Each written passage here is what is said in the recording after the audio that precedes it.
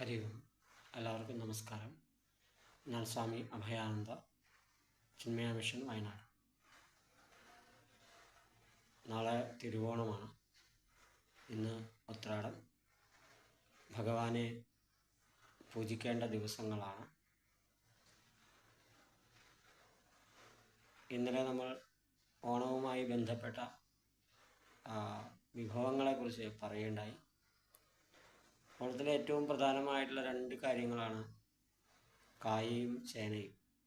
നമ്മൾ ഓരോ കാലത്തിനും അനുസരിച്ച് ഓരോ ഭക്ഷ്യവസ്തുക്കൾ ഉപയോഗിക്കും. ഇപ്പോൾ നേന്ത്രക്കായ ഉപ്പേരി വറക്കാൻ, നേന്ത്രക്കായ അല്ലെങ്കിൽ ഏത്തക്കായ ഉപ്പേരി വറക്കാനായിട്ട് ശർക്കര ഉപ്പേരിക്ക്, അതുപോലെ പഴം നുറുക്കിന്, അതുപോലെ പഴപ്രഥമൻ ഉണ്ടാക്കാൻ, പിന്നെ എരിശ്ശേരി ഉണ്ടാക്കാൻ ഇതിലൊക്കെ വേണം. അതുപോലെ ചേന വറക്കും, ചേന എരിശ്ശേരി ഉണ്ടാക്കും, കാളൻ ഉണ്ടാക്കും. നേന്ത്രക്കായയും ചേനയും ചേർത്താണ് കാളൻ കുറുക്ക് കാളൻ ഉണ്ടാക്കും, ഒഴിച്ചു കൂട്ടാനായിട്ടുണ്ടാക്കും. പാകം വന്നു ഒരു നേന്ത്രപ്പഴമതു വിരവിലറിഞ്ഞിട്ടു ധാരാളത്തോയേ പാകം ചെയ്താശു വറ്റിച്ചഥ കരിവടിയിൽ ചെറ്റുപറ്റിച്ചെടുത്ത് സാകം മൂപ്പിച്ച വൃത്തത്തൊഴു വിധി മനുജന്മാർക്കു നൽകിയിട്ടു നാഗസ്തന്മാർക്കു ശോകം കളവതിനമൃതും തക്ഷണം തീർത്തുവച്ചു. നന്നായി പഴുത്ത നേന്ത്രപ്പഴം അല്ലെങ്കിൽ ഏത്തപ്പഴം, അത് കറുത്ത പുള്ളി വീഴുന്നതാണ്. അത് വേണം പുഴുങ്ങാനായിട്ട്. അത് ആവിയിൽ വേവിക്കല്ല. ഒരു പഴത്തെ 3 കഷ്ണങ്ങളാക്കി, അങ്ങനെ എത്ര പഴമുണ്ടോ അതിൻ്റെ മുകളിൽ വെള്ളം വരുന്ന വിധത്തിൽ വെള്ളം വെച്ച് കലത്തിൽ വെച്ച് അതിനെ വേവിക്കണം. വെള്ളം മുഴുവൻ വറ്റി അത് തേൻ തുള്ളി പരുവാവും. അപ്പോൾ അത് എടുത്ത് കഴിക്കണം എന്നാണ്. ഒരു പഴം നുറുക്കിന് 2 പപ്പടം എന്നൊക്കെയാണ് പഴയ കാലത്ത് കണക്ക് പറയുക. അങ്ങനെ പഴം നുറുക്ക്, അതുപോലെ ആ പഴം വരട്ടിയിട്ട് വേണം പഴപ്രഥമൻ ഉണ്ടാക്കണം. ഓണത്തിലെ പ്രധാനപ്പെട്ട പായസം പഴപ്രഥമനാണ്. ഓരോ കാലത്തും എന്താണോ അതാണ്. ഇപ്പോൾ വിഷുവിനാണെങ്കിൽ ചക്കപ്രഥമനാണ്. ഇങ്ങനെ പഴത്തിന് വലിയ പ്രാധാന്യമുണ്ട്. നേന്ത്രക്കായ്ക്ക് അല്ലെങ്കിൽ ഏത്തക്കായ്ക്ക് വലിയ പ്രാധാന്യമുണ്ട്. ഉത്രാടത്തിന് കാഴ്ചക്കുല സമർപ്പിക്കുക. അപ്പോൾ ഗുരുവായൂർ ഉൾപ്പെടെയുള്ള പല ക്ഷേത്രങ്ങളിലും നിങ്ങൾക്കറിയാലോ.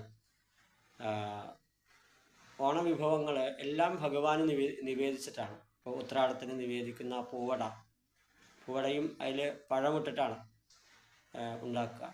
അതുപോലെ പഴം നുറുക്ക്, ഇതൊക്കെയാണ് ഉത്രാട സന്ധ്യ കഴിഞ്ഞാൽ ഉള്ള ഭക്ഷണം. അതുപോലെ തിരുവോണത്തിൻ്റെ ഭക്ഷണവും രാവിലത്തെ ഭക്ഷണം ഭഗവാൻ നിവേദിച്ചതായ പഴനുറുക്ക് ഉൾപ്പെടെയുള്ള കാര്യങ്ങളാണ്. ഉച്ചയ്ക്ക് ഊണ് കഴിക്കുന്ന സമയത്തും ഉച്ചയ്ക്ക് മുമ്പേ ഊണ് കഴിക്കണം എന്നാണ്. വിളക്കത്ത് വെച്ച് വിളക്കത്തലയിട്ട് എല്ലാ വിഭവങ്ങളും വിളമ്പി, നേരത്തെ പറഞ്ഞല്ലോ ആലും വെച്ച സദ്യയാണെന്ന്. കാളൻ, ഓലൻ, എരിശ്ശേരി, പായസം ഇവ ഉണ്ടാവണം. ബാക്കി കുറേ വിഭവങ്ങൾ വെച്ചിട്ടല്ല കാര്യം. കേരളീയമായ സദ്യ അങ്ങനെയല്ല.